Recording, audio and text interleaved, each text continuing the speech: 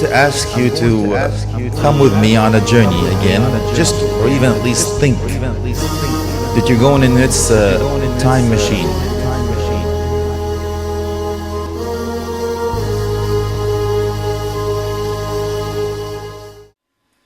إن الحمد لله والصلاة والسلام على رسول الله أما بعد. Brothers, sisters and friends, I greet you with the warmest Islamic greetings of peace. Assalamu alaikum wa rahmatullahi wa barakatuh. There's good news and there's bad news. Let's start with the bad news. The bad news is I had to throw my whole talk into the dustbin. The good news is I could be myself. So brothers and sisters, when I think about the Dawah, I think about one very key word. And that word is empathy. Empathy means, brothers and sisters, not feeling against someone, but feeling with someone.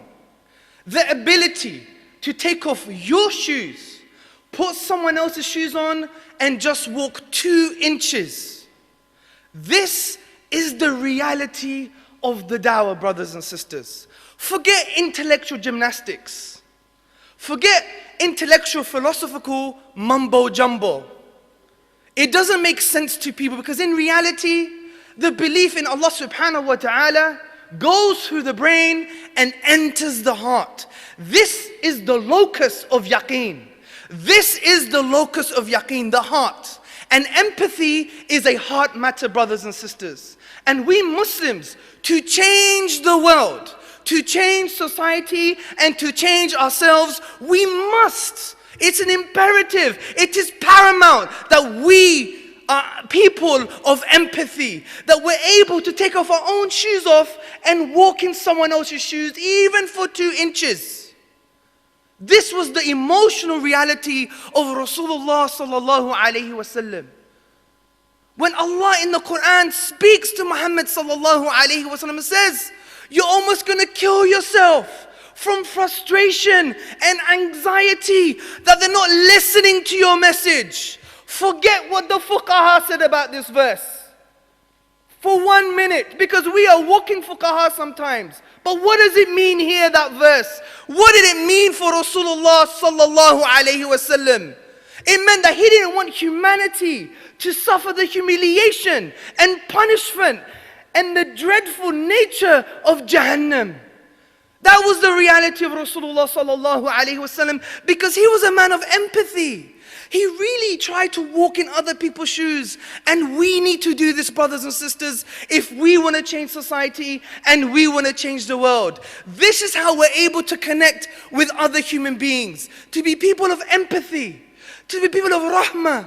Ibn Qayyim rahimullah, he said, where you see rahmah, you should see Islam.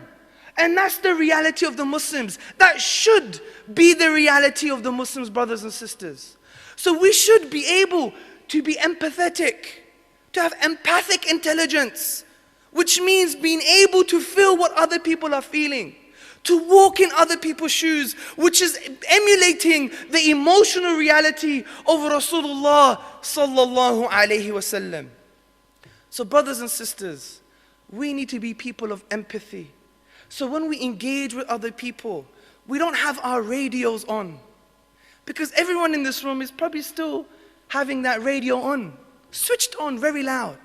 Abdullah, Aisha, Muhammad, Fatima, we have our radios on. Can't you hear it? Oh, Hamza Tzortzis, he's Greek but he looks Paki. Oh, Hamza Tzortzis, he looks so skinny on YouTube, he's so fat now. You hear all of this is our radios. I call this the shotgun effect. We're not really listening to anyone. We just have our AK-47s or helicopter guns and we're just like, who cares? Bam, bam, bam, bam, bam. That's the reality. We need to switch our radios off so we can engage not amongst each other, but also amongst the wider community. So really have a connection with other people, just like Rasulullah sallallahu alaihi wasallam. And this reminds me of a time when one of the youth, if you like, came to Rasulullah sallallahu alaihi wasallam and said, Ya Rasulullah, allow me to fornicate. Now, what would our reaction be if our son or our friend came to us and said they want to do such a thing? Astaghfirullah, akhi, taqillah. Kufr, shirk, bid'ah. That's what we would say. We don't have any empathic intelligence. But Rasulullah sallallahu alaihi wasallam said what? He said, sit down. If I allow you to do such a thing, would it be okay for your mother or your sister to do such a thing? By Allah. And then he realized, because Rasulullah sallallahu alaihi wasallam engaged with another human being, engaged with that person, from a human being to another human being, because he had that empathic intelligence, brothers and sisters. He wanted to engage with the wider society and engage with his brothers and engage with the non-Muslims in order for the message of Islam to go through the mind and penetrate the hearts. Because why am I talking about the heart here? Because in reality, brothers and sisters, the heart is the locus of change. The Prophet ﷺ said in the hadith that there is a lump of flesh. If it is sound, then the whole body is sound. And the Prophet ﷺ said, this refers to the heart. So all matters fundamentally end in the heart. Even our actions, when we do an action, it has to be for the sake of Allah subhanahu wa ta'ala. And where does this ikhlas, where does this intention reside? Is it in the mind? Is it on the lips? Or is it in the heart? Fundamentally, brothers and sisters, it's in the heart. And this is why we need to focus to the heart and really try and engage with the wider society, because it's very, very important. And let me give you a personal story. I became Muslim 8 years ago. I come from a Greek family, quite an excited Greek family, I have to say. My dad doesn't drink, my family doesn't drink. That's a good thing, because if they did, Allah knows what kind of family it would be. We're quite energetic. We don't break plates though. So what happens is I came from a Greek family, and from the age of 7, my dad said, forget religion, just be a philosopher type, a humanist type. He would basically engage with us and say, you can achieve anything. You can move mountains, God's inside you, all this type of shirki discourse, okay? So I was brought up in that type of environment, but my dad taught me something very special. And he was teaching me things about compassion and empathy, really trying to feel with other people. Now, when I became Muslim, I forgot the good stuff. And what happened? I became this passionate, aggressive, crazy kind of guy. You must be Muslim. You're a kafir. You're going to go to hell. I don't care if you're my dad. You need to take Islam. What do you mean you don't believe in Allah? You idiot. You stupid. You're supposed to use your brain. You kafir. That was the reality, brothers and sisters. That was the reality. And it was a shame. And I did this for so many years. And it was so, and it's upsetting thinking about it, because I didn't adopt the sunnah of the Prophet sallallahu alaihi wasallam, which is to connect with other human beings, to really have this empathic intelligence, to really remove your ego. And that's what it's all about. You're not doing it for yourself. Because at the end of the day, I was only talking like that because I just wanted to be right. Not because I wanted him to be guided, I wanted to be right. And that's the nature of the nafs, the nature of the ego. It wants to be right, it wants you to be wrong, it wants to dominate, it doesn't want to dominate. That's the nature of the nafs, brothers and sisters. And this is what happened when I was speaking to my parents, specifically to my dad. But it took an interesting course that I went to that really broke down your egos. 3 days of an emotional, intellectual nightmare. You're a pathetic human being. You think you're right, but you're wrong. You've been a bad person all your life. I'm surprised that your parents have taken you for this long. You moron. You piece of beep. Yeah, all this stuff. I was like, whoa, am I this type of person? Regardless if we agree with the methods, but what I understood on the last day, which was on a Sunday, I really understood and said, SubhanAllah, I have failed to connect with my parents. I have failed to connect with the people that I love. I failed to connect with my own dad. What kind of human being am I? I've made my dad feel like an incompetent human being for 6 or 7 years. So I called up my dad. And I picked up the phone. I said, Baba, I'm not going to cry again, I promise that myself. If you're not seeing the previous videos, yeah? I said, Baba, I want to speak to you about something. And he was like, okay, what's going on? He's thinking something happened to his grandchildren, what's going on? I'm like, Dad, I want to let you know that I really know that you love me. I really know that everything you've done in your life has done because you love us, even in the mistakes that you've done. I want to let you know that everything that I have done thus far, especially since becoming a Muslim, has been wrong. I've made you feel like an incompetent dad, but I want to let you know that you're my hero. You're my hero, even if we disagree with fundamental values. Some of the things you taught me are things that are so in line with my tradition. And you're still my hero. And I will let you know that I love you, and I want to let you know that I apologize, and I really want to connect with you in ways that I've never connected with you before. My dad never cries. He was crying for 15 minutes. And he was crying for 15 minutes, and he called my mom in the evening because he was in Greece taking care of my granddad at that time, and he said to my mom that if he died now, he would feel like a complete parent. Now, the lessons that taught me was, when we speak to other human beings, specifically non-Muslims, we can't let our ego and our intellectual baggage get involved. We can't put our radios on. We really have to have a blank canvas when talking to another human being. It's essential, brothers and sisters, that we connect with human beings in profound ways. Because at the end of the day, kufr, atheism, shirk, is not an intellectual phenomenon. It's not a scientific phenomenon. It's not a philosophical phenomenon. At the end of the day, it's a psychological phenomenon. It's a state of heart. What is the state of your heart? That is the reality. And yes, in the Dawah course, we teach people how to use reason and logic, and we go through all the mumbo-jumbo. But those are things that are just to wake up your heart. They're not the ends, they're the means. And that's something we all have to understand. Just recently, I took a team of brothers. I was Islamically proud, if there's such a thing, to lead a bunch of brothers to go to Ireland, to go to the International Conference for Atheists, the World Atheist Convention, to talk to the likes of Professor Myers, Richard Dawkins, Dan Barker, Maryam Namazi, who runs and is a spokesperson for the ex-Muslim Council of Britain, the ex-Muslim Council of Britain. And we went there with a dawah stall every day. We're inside the convention, we're interacting with atheists. And our brief was always to remind ourselves of the life of the Prophet ﷺ, to understand what was the emotional reality of Rasulullah ﷺ. 1.9 million students, 300 universities, one message. Since Ramadan 2011, we have distributed more than 15,000 Dawah gift boxes. This is what you said about them. So the box itself is really impressive.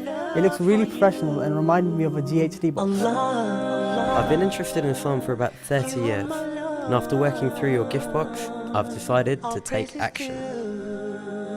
What really struck me about the box was the way in which it targets potential Muslims. I love the angle it takes, where rather than gunning ahead with facts about Islam, it tries to get inside the head of everybody who may be searching for something more. From these materials, more and more people are embracing this beautiful way of life. أشهد أن لا إله إلا الله وأشهد أن محمدا عبده ورسوله ما شاء الله. IRA intends to print a new batch of Dawah materials to distribute at universities across the country. All you need to do is give £100 toward this noble cause and earn an ongoing reward. So let me stray, please God. Assalamu alaikum. Click the gift box to donate or visit aira.org/donate.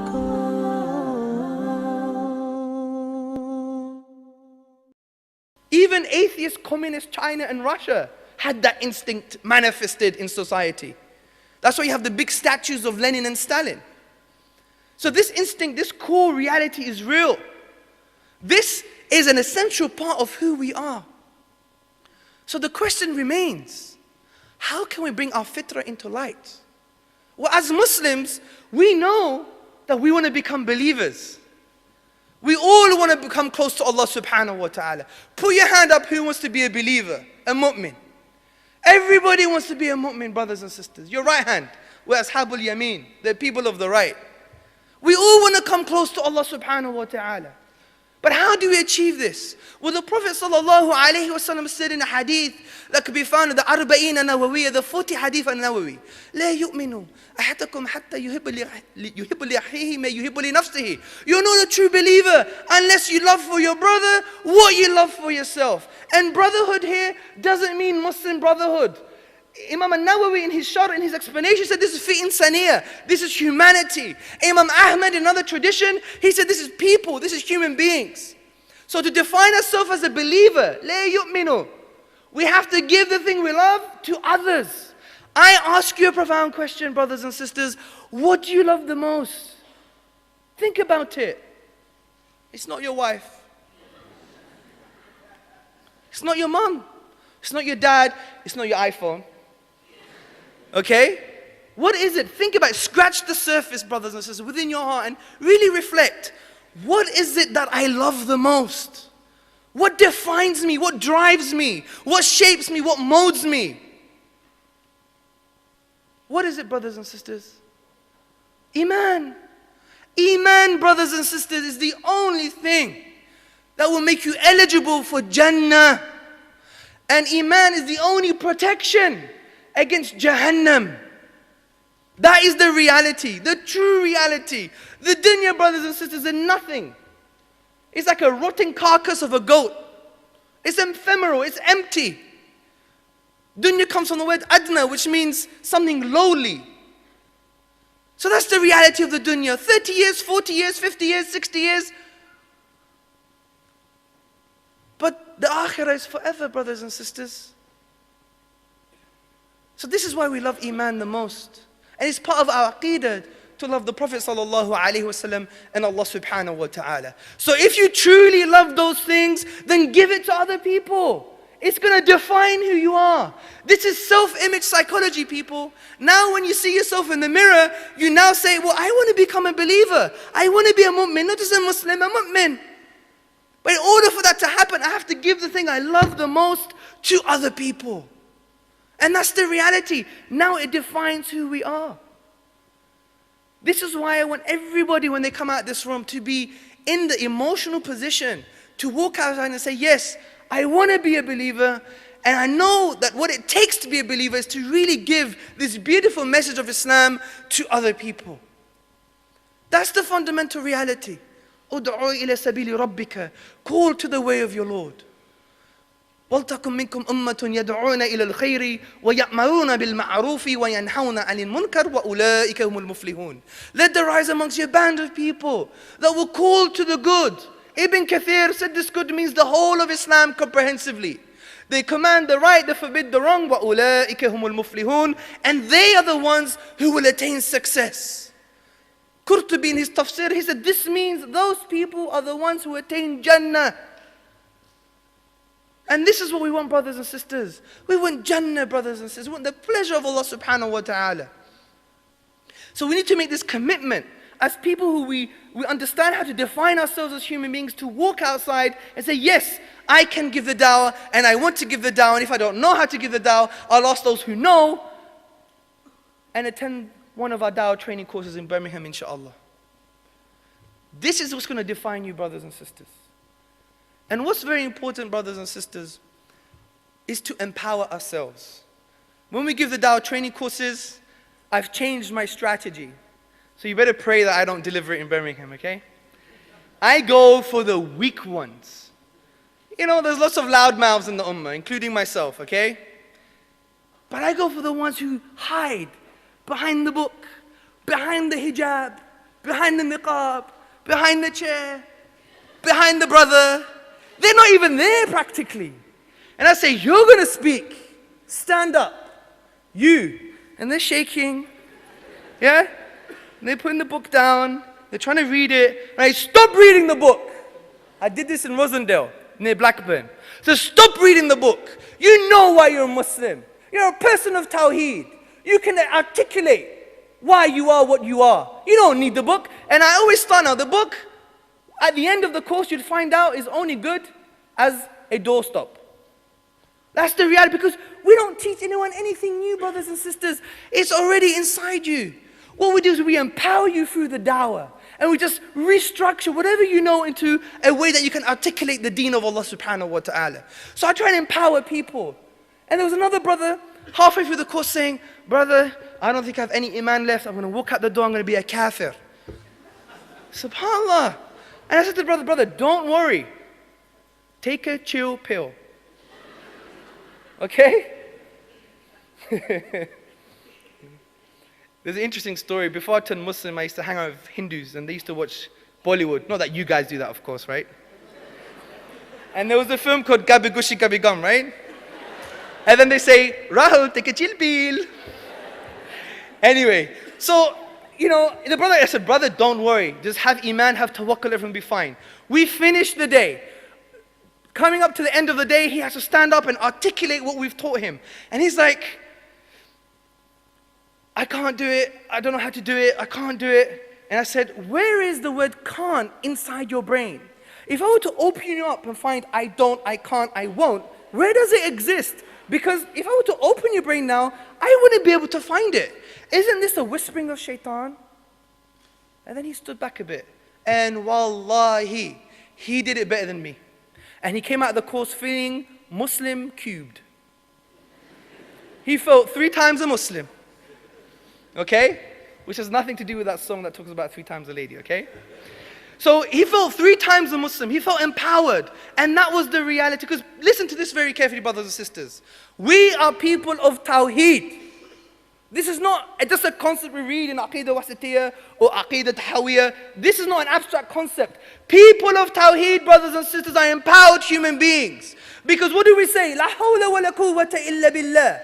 It's in the hadith tradition, in the Quran itself. There is no true power apart from the power of Allah subhanahu wa ta'ala. There is no true power. Think about this, brothers and sisters. That means the material world doesn't have any power to stop you.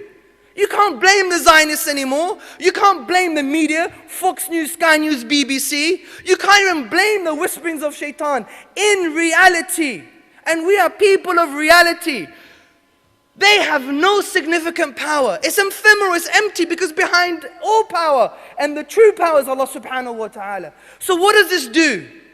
It means that it makes us understand that whatever happens is from the will of Allah. And I ask you the question, do you know what the will of Allah is? No one knows what the will of Allah is. So there's 2 things that happens from this realization. The first thing is we have hope and tawakkul in Allah subhanahu wa ta'ala. Reliance on Allah subhanahu wa ta'ala. And it also enables us to do what we could do without any obstacle in our path, because we're people of Tawheed. Someone who thinks that the world is going to get him and the Zionists are going to get him and I can't do this and I can't do that is not a person of Tawheed. That's an atheist narrative. That's a mushrik narrative. That's a humanist narrative. That's a secular narrative. Because all they believe in is the material world, brothers and sisters. And if you believe just in the material world, then you believe the only thing that has power is the material world. But we're people of Tawheed. And if it doesn't go our way, it's still good. The hadith in Riyadh al-Salihin, the Prophet ﷺ said, amazing is the situation of the believer. When something good happens to him, he's thankful, and that's good for him. When something bad happens to him, he's patient, and that's good for him too. So it's all good for the believer, brothers and sisters. So we really need to empower ourselves from our aqidah and really understand, what does Tawheed really mean for me? I want you to be thinking people.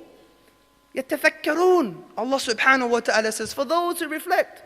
It's a thinking religion. أَفَلَا تَعْقِلُونَ Do you not use your brain? So walk out of this auditorium and become a reflective person. And think, what does Tawheed mean for me? How would it shape my life? And I'm telling you with a guarantee, inshallah, that if you really actualize, affirm, believe, understand the concept of Tawheed in your life, you would walk out this room thinking you could take over the world. People are going to think you're crazy.